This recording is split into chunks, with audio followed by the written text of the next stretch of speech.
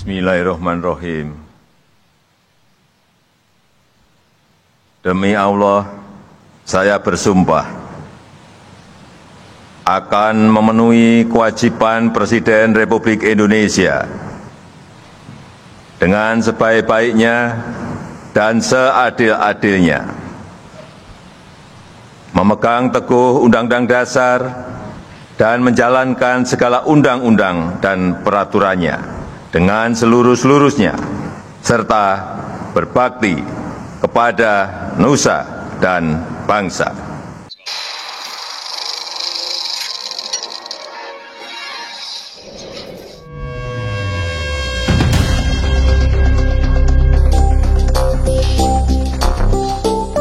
15 ciri-ciri umum narsistik. Ini adalah salah satu jenis datriat yang juga terbilang cukup berbahaya dan terkenal sudah memakan banyak sekali korban. Jika kamu bertemu orang dengan 15 tanda ini, maka sebaiknya segera menjauh, karena berhubungan dengan mereka dalam jangka waktu lama hanya akan membuat kamu terjebak dalam hubungan manipulatif yang sangat toksik. Narsistik juga sering disebut sebagai Narcissistic Personality Disorder atau NPD. Ini adalah salah satu jenis gangguan kepribadian yang konon dari dulu sampai sekarang belum pernah bisa disembuhkan.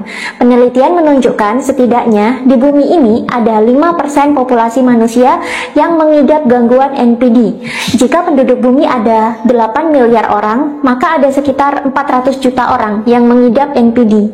Jika penduduk Indonesia berjumlah 273 juta jiwa, maka kemungkinan ada 13 juta lebih orang di Indonesia yang mengidap gangguan NPD ini. Itulah kenapa akhir-akhir ini kasus-kasus kekerasan dan manipulasi yang dilakukan oleh NPD itu banyak mencuat, dan korbannya rata-rata mengalami trauma dan gangguan kesehatan mental yang serius. Nah, supaya tidak terjebak dalam manipulasi dan kejahatan mereka, maka hindarilah orang dengan ciri-ciri NPD sebagai berikut ini. 1. Haus pujian dan validasi.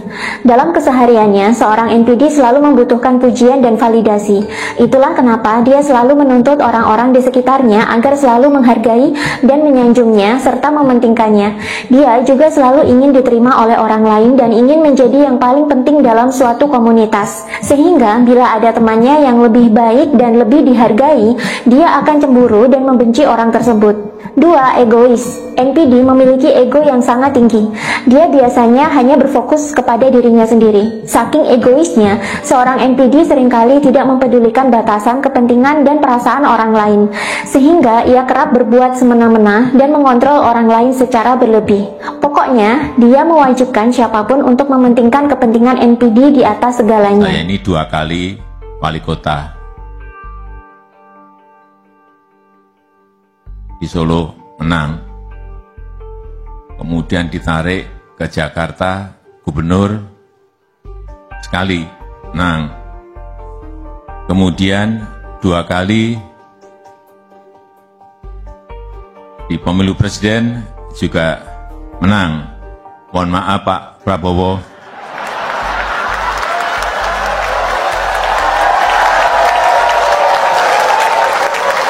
Kelihatannya setelah ini jatahnya Pak Prabowo.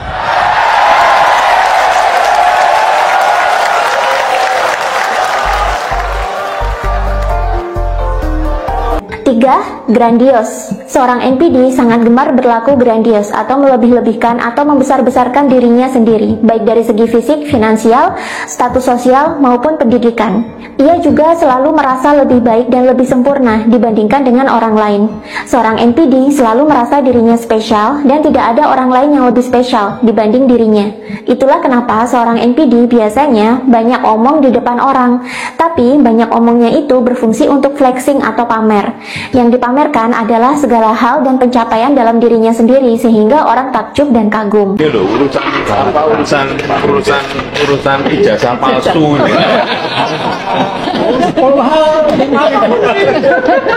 Ampun. Kalau enggak, kalau mahasiswa kan masih komplit. Kalau yang SD kan sudah carinya di mana? Ada sih ketemu juga. Tapi yang dimasalahkan sebetulnya SMA nih Pak. Kan ada ribuan kok. SMP ada 20 stempel gitu. SMP SNPP 40 sama itu SNPP program pemerintah. Cuma SMA 6 itu dianu sebagai SMPP ya, kayak dulu apa SMK sebelumnya apa tuh? SMEA kan jadi SMK. Kejuruan dong. Susah nggak mudah-mudah.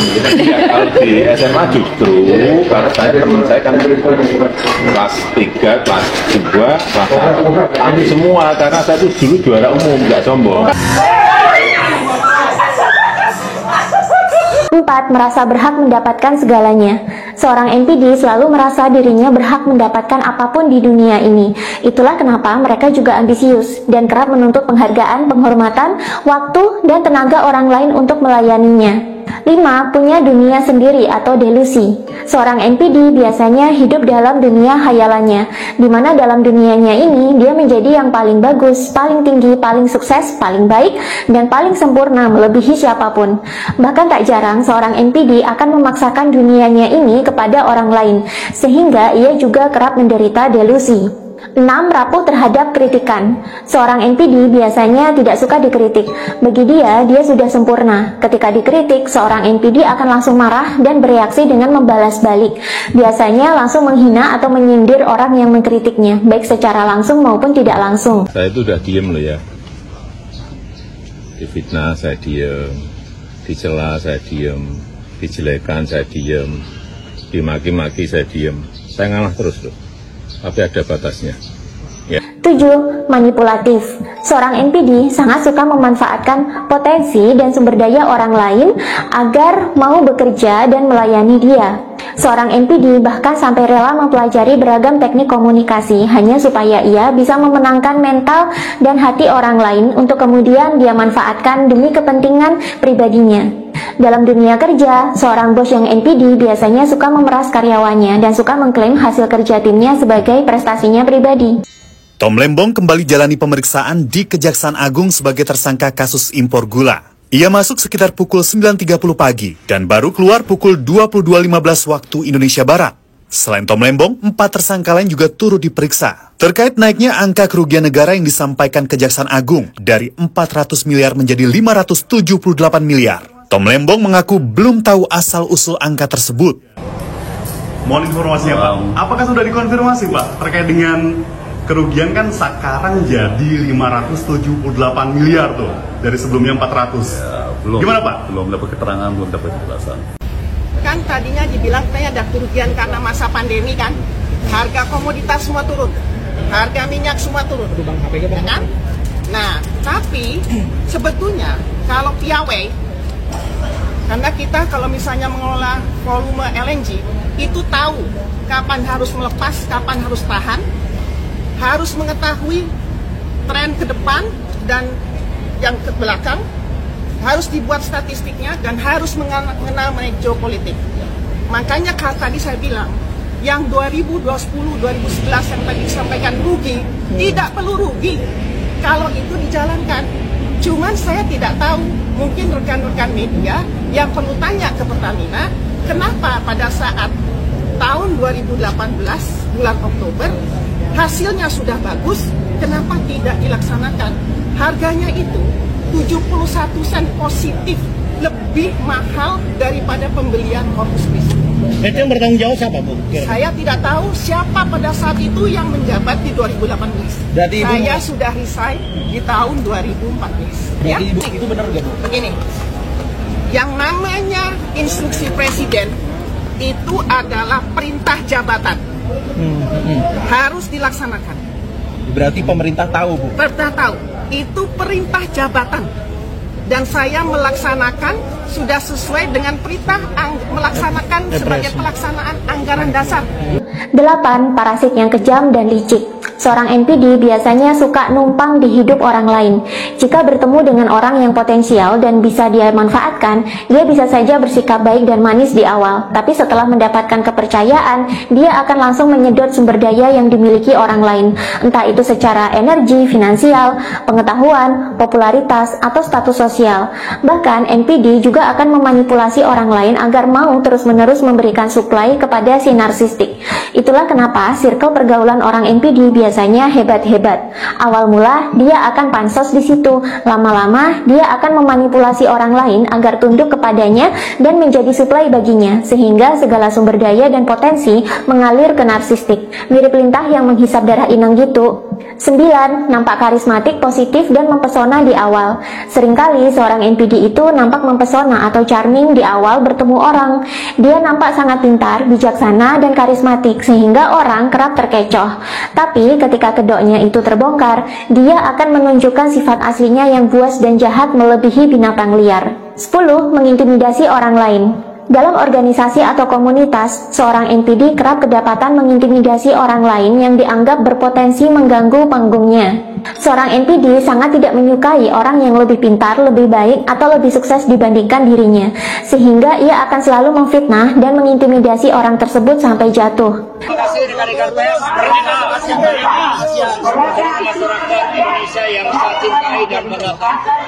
Terima kasih. Hari ini saya telah kooperatif memenuhi tanggung jawab sebagai warga negara Republik Indonesia yang siap mengikuti proses pemeriksaan sebagai tersangka.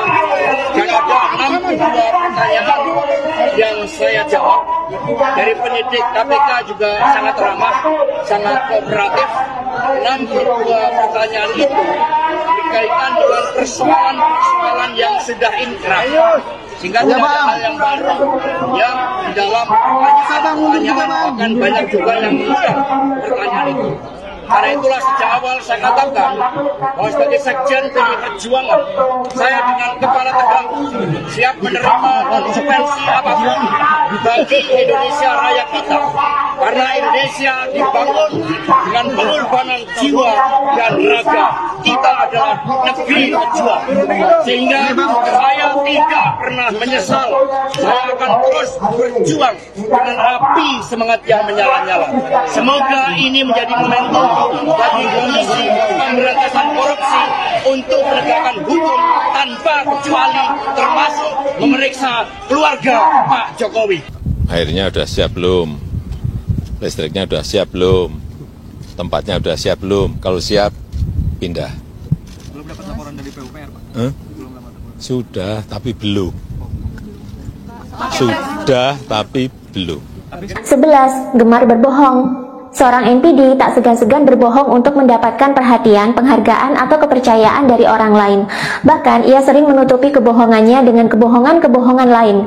Apalagi jika teknik-teknik manipulasinya itu diketahui oleh orang lain, seorang NPD biasanya akan langsung bersandiwara atau berbohong habis-habisan untuk menyelamatkan reputasi dan rencananya. Ia bahkan sering mengadu domba orang lain dan playing victim untuk merusak orang lain demi menyelamatkan reputasinya. 12. Memiliki self-love dan self-esteem yang berlebihan. Mencintai diri sendiri atau self-love dan menghargai diri sendiri atau self-esteem itu memang penting jika dilakukan dalam kadar yang sehat. NPD memiliki self-esteem dan self-love yang berlebihan sehingga tidak sehat secara mental. Inilah yang menyebabkan mengapa seorang NPD selalu merasa dirinya lebih sempurna dan lebih baik dibandingkan dengan orang lain, karena ia sangat mencintai dan menghargai dirinya sendiri secara berlebihan. 13. Controlling.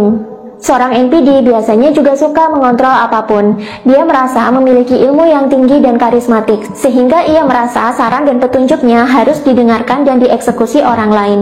Bahkan ia juga kerap mengontrol hidup dan privasi orang lain. 14. Nampak alfa atau dominan. Seorang NPD kerap menjadi seorang alfa dalam komunitas. Dia akan tampil sebagai pusat perhatian, berbicara paling keras, paling lantang, dan tampak sangat berkualitas, atau paling berpendidikan, paling sukses, paling baik. Sehingga orang jadi terpesona dan berbondong-bondong menjadi pengikutnya. 15. Minim empati, bahkan tanpa empati sama sekali. Sama seperti dark triad lainnya, seorang NPD juga sangat minim empati. Bahkan saking minimnya seolah-olah dia tidak memiliki empati dan hati nurani sama sekali.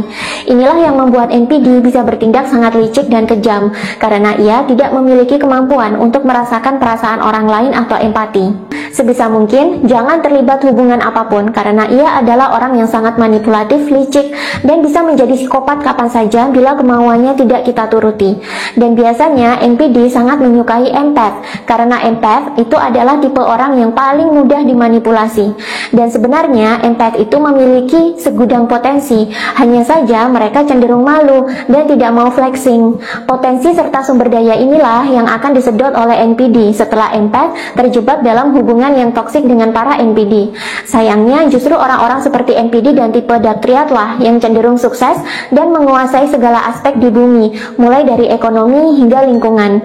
Mereka meraih kesuksesannya dengan cara memanipulasi orang-orang baik dan polos yang ada di bumi ini, sehingga mau bekerja untuk mereka dan menjadi suplai untuk kebutuhan dan kekayaan narsistik atau dark triad.